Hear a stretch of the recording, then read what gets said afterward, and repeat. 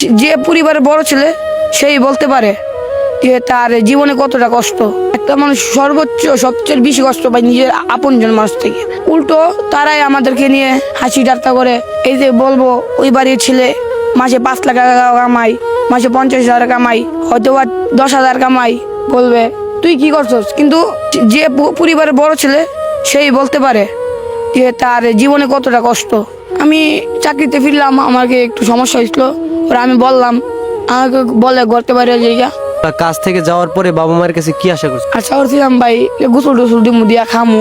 আমি সব পড়লাম আগে, যে খাওয়া দাওয়ার আগে সব পড়লাম। পরে তারা বললো করতে পারি জায়গা। পরে আমি গোসল দিলাম, দিয়ে একটা কাপড় একটা প্যান্ট কিনলাম, পিন্ধার পরে আয়সা বললাম। তখন তোমার ভাত খাইতে বলে নাই? কিছু বলে নাই। যেদিন টাকা কামাতে পারবো ফ্যামিলির মানুষকে দেখাবো আর আশেপাশের মানুষকে বুঝাবো যে সময়ে ফ্যামিলি ছাড়া অনেক কিছু হই। আমি পুরো পৃথিবীকে নিজেকে দেখাতে চাই যে আমার মতন 500 টাকা দিও কোটি টাকা কামাতে পারে। মানে তুমি ছোট থেকে অনেক বড় হতে চাও? জি ভাই। আচ্ছা, যখন বাড়ি থেকে রাস্তায় চলে আসলা, রাস্তায় আসার পরে রাস্তায় থাকতে কেমন কষ্ট হয়েছে তোমার? কত মানুষ বলে টুকাই, প্ল্যাটফর্মে ঘুমাইলাম, সকাল 5টা ভাই বাড়ি দেওয়া উঠাই দিল। ওই দিন করে ভাই আমার এনে পানি ব্যস্ত গিয়ে একটা পুলিশে ভাই চুলো দেওয়া ভাই টান্ডা ফালাইছে।